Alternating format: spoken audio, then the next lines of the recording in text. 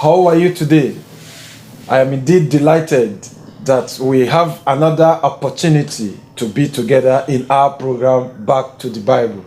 I remain your brother and friend Osita Onwara. The topic today has to do with the Lordship of Jesus the Christ. I will simply put it, Jesus is Lord. It's a common maxim amongst followers of Christ. Jesus is Lord. So today we want to ascertain the biblical position of this truth and also tell us the implication of the Lordship of Jesus the Christ. Before we go to the message, let us pray. Our Father and our God, we thank you for this day. We thank you for this program. We are indebted to you. We ask that may you continually give us the wherewithal to obey you at all times. May you give us the ability to continue to do that which is pleasing to you. Father, we are humbly requesting now that as many of your children that are asking for one favor or the other from you, Father, may today be their day of divine visitation. May today be the day you will attend to their desires and you will grant them their heart desire so that their joy of serving you will be complete. Father, you make it your sun to shine both on the righteous and on the righteous, and your rain falleth both on the unrighteous and the righteous. Father, may you grace all your children so that through this medium, Father, your children will come to the realization of the truth and they will join to worship you acceptably. Father, may you continue to abide with us and give us what it takes to continue to live a pleasing life unto you. Thank you, our Father, because you have done this for us. In Jesus' name we have prayed. Amen. Jesus is Lord is our topic today. In Acts chapter 2 verse 36, the Apostle Peter, on the day of Pentecost, the first day the gospel of Jesus Christ was preached, made this declaration.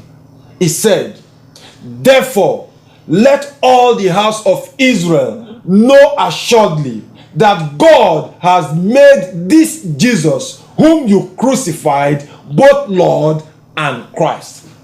That is the declaration on the day of Pentecost by the Apostle Peter in Acts chapter 2 verse 36.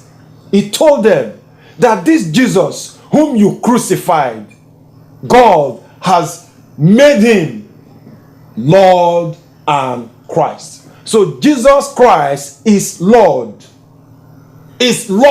of all. No wonder after his resurrection in Matthew chapter 28 verse 18, Christ came and he called his apostles. Look at what he told them. And Jesus came and spoke to them, saying, "All authority has been given to me in heaven and on earth." That is the declaration in Matthew chapter 28 verse 18, that all authority in heaven and on earth had been given unto him. And no wonder this declaration that Christ made to the apostles in private. In Acts chapter 2 verse 36, Paul now made a public proclamation of this divine truth, that Jesus has been made Lord and Christ. So Jesus is Lord.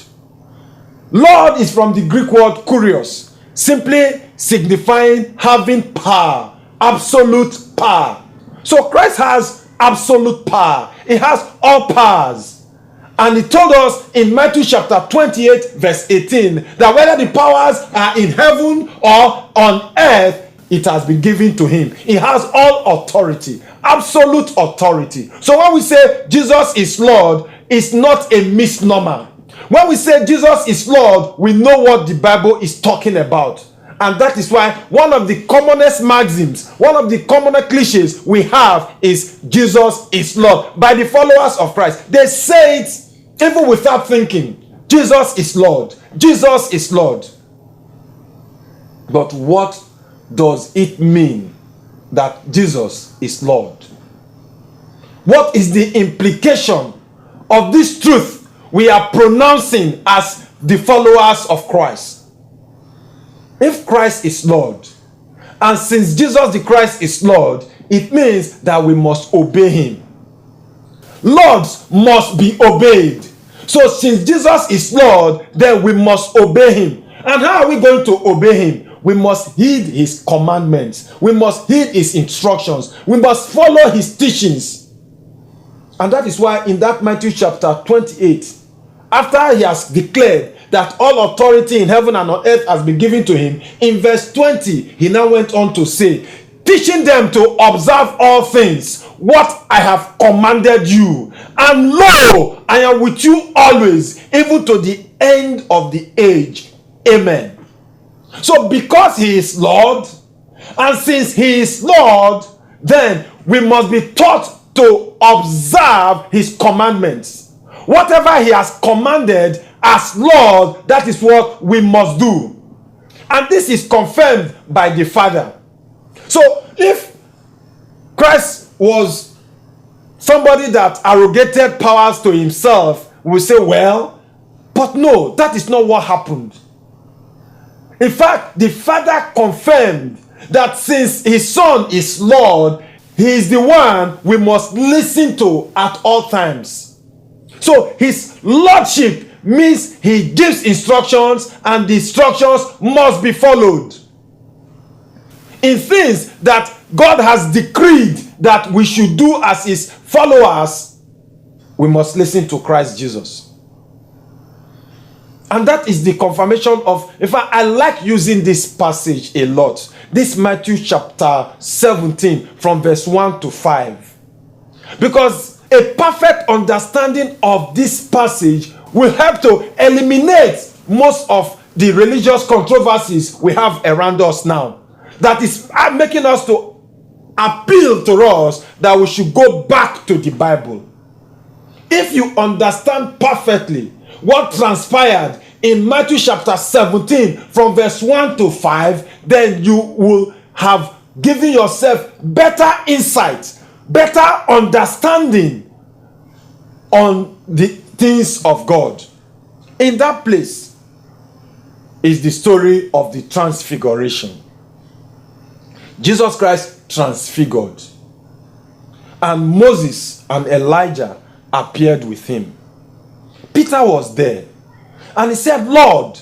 He called Jesus Lord, Master, whichever one they normally call him. It's good we are here. Let us set up 3 tabernacles, one for you. The tabernacle signifies point of authority. Let us make one for Moses. Let us make another for Elijah, and a third one for you. So what Peter was saying here is that, yes, Moses is also Lord, Elijah is Lord, and you, Christ, you are Lord. So since 3 of you are Lords, we can take from Elijah, we can take from Moses, and we can also take from you. But the Father said no in verse 5 of that Matthew chapter 17. The Bible says, while he was still speaking, behold, a bright cloud overshadowed them, and suddenly a voice came out of the cloud saying, this is my beloved Son, in whom I am well pleased. Hear him. Not Moses, not Elijah, but Jesus the Christ. So since Jesus is not the one that is the Lord of Lords and the King of Kings, he is the one we must listen to. And this is confirmed in Ephesians chapter 4 verse 5, when the Bible says there is one Lord, one faith, one baptism. But our concern here is on the oneness of the Lordship. One Lord, and that Lord is Jesus the Christ. So his Lordship, he does not share with anybody. He does not share with Moses. He does not share with Elijah. He is Lord of all. He is Lord that must be listened to. The Father settled it in Matthew chapter 17 verse 5. Hear him. Are you listening to Jesus the Christ? Are you listening to Christ our Lord? Or you are still listening to Moses? Or better still, listening to Elijah? Who are you listening to? Is it not true that the Bible said that the person you surrender to, the person's slave you are? The person you listen to, that is your Lord. That is the person that is your Lord.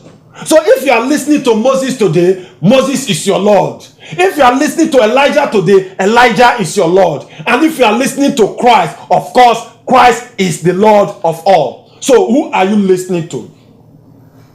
When Paul was discussing a related matter, he said in 1 Corinthians chapter 9, verse 21, to those who are without law, as without law, but not being without law toward God, but under law toward Christ, that I might win those who are without law. Now, what is Paul saying here?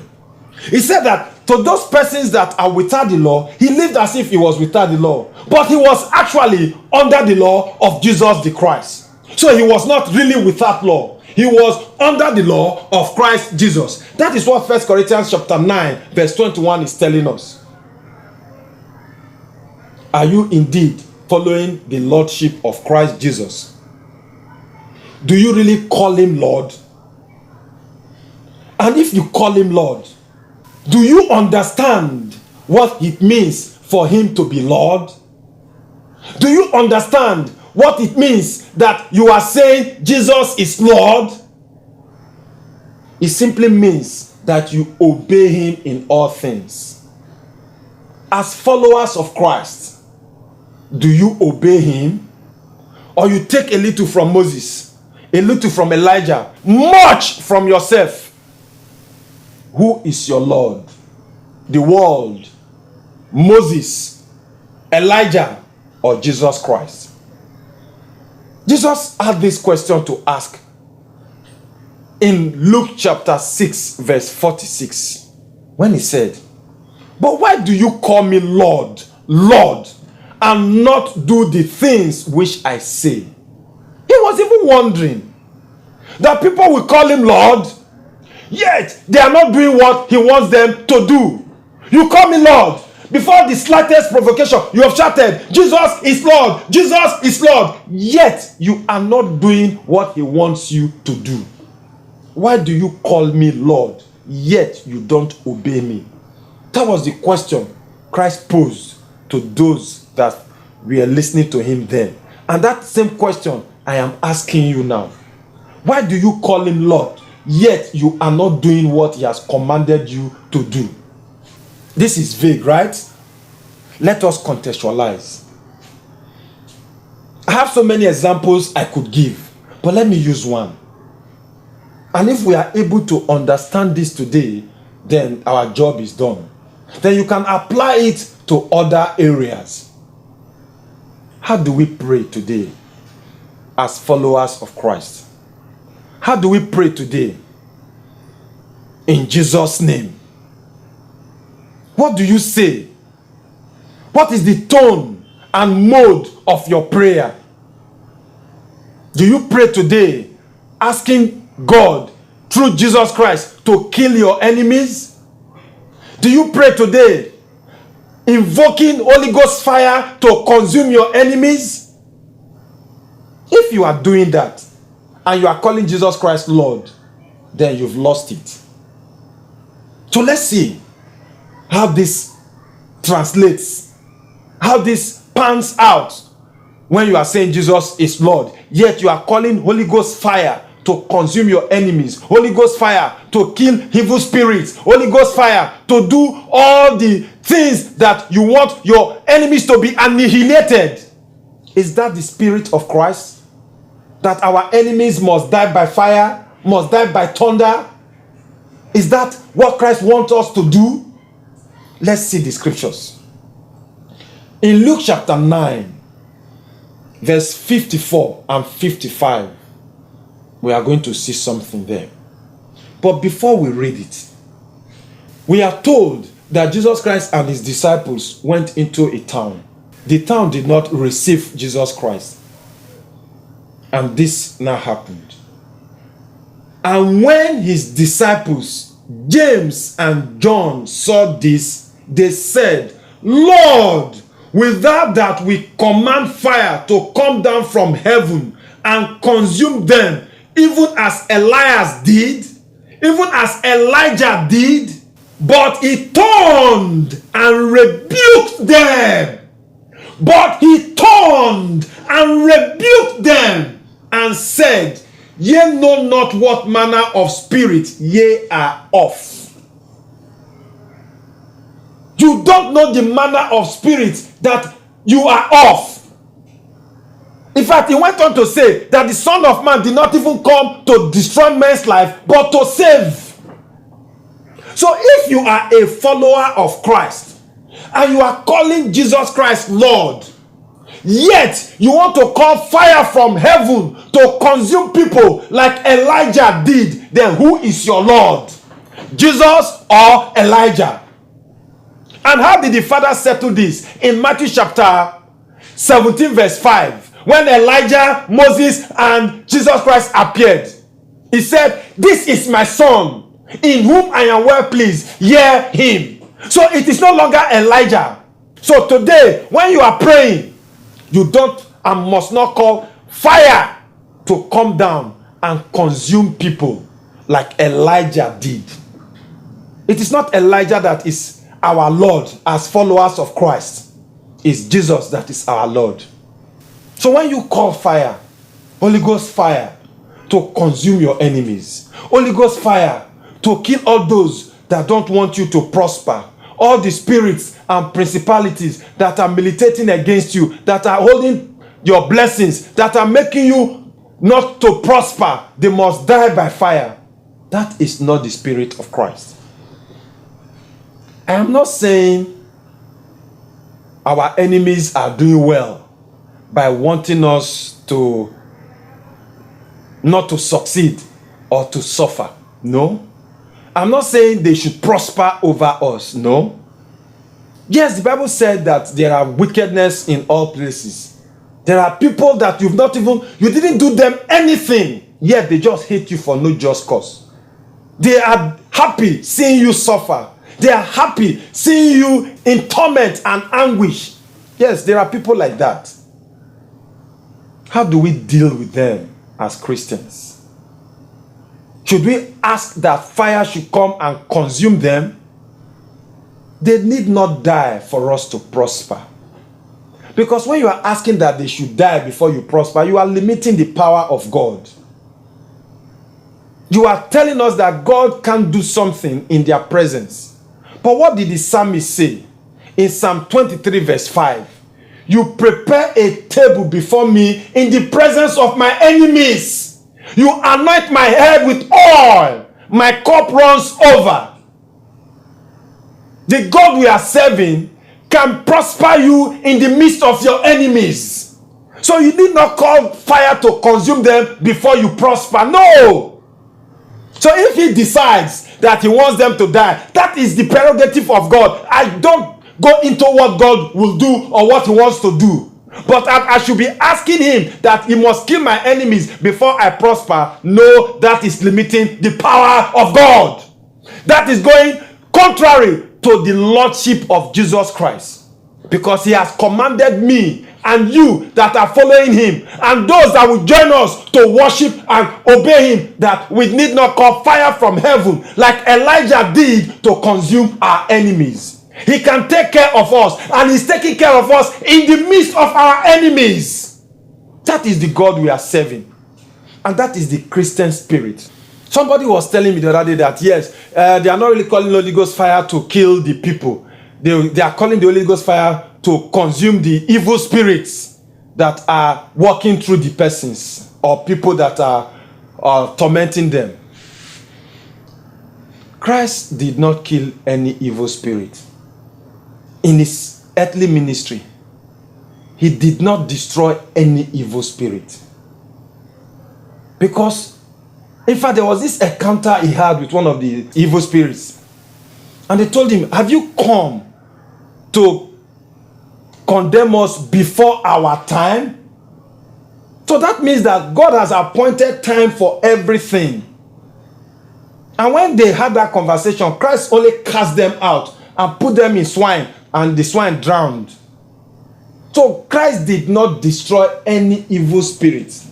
You can't even destroy spirits, because it is for God to take care of them at the appointed time. So when you are praying Holy Ghost fire to consume evil spirits, it's a wasted prayer. It's a wasted prayer. And apart from being wasted, it's a prayer that you are using to rebel against the Lordship of Jesus Christ. Because he has told us not to pray in such manner. He has asked us to even pray for our enemies. To pray for those that are despisefully using us. That we should do good to those that have done evil to us. Whereas Moses would say, tit for tat. That is Moses' law. Tit for tat. You do me, I do you. You hurt me, I hurt you. You want to kill me, and you miss, I kill you. You want to finish me, in fact, I finish you. But that is not the law of Christ. So when you say you want to do tit for tat, you are going to Moses. When you want to call Holy Ghost fire to consume your enemies, you are going to Elijah. And the Father said, no longer Moses, no longer Elijah, but Jesus the Christ. So it is Christ Jesus that we must listen to. So when you are praying, and all our prayers as followers of Christ, we end it in Jesus' name, through Jesus Christ. How can you be asking in Christ's name, in Christ's authority, and you are requesting for something that he has told you you should not do? He has told you not to do it. How can you request in his name for such a thing? Whereas he has told us that if we ask anything in his name, they will be granted. And you are asking something he has directly told you not to do. Does it make sense? Does it make sense? And that is why we are pleading that you must request in the authority of Christ. And he has told us in Luke chapter 9, from verse 54 down to 56, that we must not call Holy Ghost fire. We must not request for fire to come from heaven and destroy our enemies. That is not the Christian spirit. Yes, we have enemies. Let God take care of them, not you. So a better prayer would be, Father, please protect me, guide me, bless me. Don't allow me to fall into the snares of the evil ones. Father, even make them to repent from their evil ways. That is the Christian prayer. We are not out to destroy people's lives. No, that is not what runs in the Christian fabric. No, we are lifesavers. We are not killers, and we should not be. Yes, it is true that sometimes when you see the evil around you, you'll be frustrated. That is the man in you. But we have been called to higher glory. We have been called. Christ has made us new creatures in him. And to be a new creature in Christ, you must reason like him. That is why you are a Christian, a follower of Christ. You are Christ-like. Always ask yourself, in this instance, what will Christ do? Will Christ call that fire should come and destroy the enemies? He wouldn't do that. So you too shouldn't do that. And remember this. In Hebrews chapter 5, verse 9, we are told, and having been perfected, he became the author of eternal salvation to all who obey him. Obedience is key to salvation. So how much have you obeyed Christ the Lord? Jesus Christ is Lord. We sing it, we shout it, we say it. Practice it. Practice Christ as Lord. And it means you must obey him. You must listen to him. And you must put into practice what he has commanded you. So if you must get salvation, if you must be saved, you must obey Jesus Christ. And in the issue of prayers, like we've looked at today, you must pray the way he wants you to pray. We should have that spirit of forgiveness. And I think the world needs a lot of forgiveness now. The world needs healing. Yes, there's so much torture, so much pain, so much bitterness. And if we continue in this bitterness, we cannot make progress. It is time for us to heal our souls, to remove the bitterness and pains from our hearts. You are a better man if you forgive. Because if we practice the law of Moses, an eye for an eye, we will end up living as blind men in the world. But when we start forgiving, you see that we'll be seeing. I beseech us, let us be Christ-like. Let us show Christ to the world in all ramifications. And in conclusion, Christ told us this in John chapter 12, verse 48. He says, "He who rejects me and does not receive my words has that which judges him. The word that I have spoken will judge him in the last day." Of course, he is Lord. He is the lawgiver. He is the one to judge us with the words he has spoken. So if you think because of your predicament, you want to go contrary to the laws of Christ, you will face him in the last day. So it is better that you heed his commands so that you will be saved, so that things will go well with you. Let us go back to the Bible and practice true Christianity the way it has been laid down for us. May God bless you all as we continue to follow what Christ has commanded us in Jesus' name. Amen. Lord, come deliver me, oh Lord, come deliver me, as in the days of Shadrach, Meshach, and Abednego.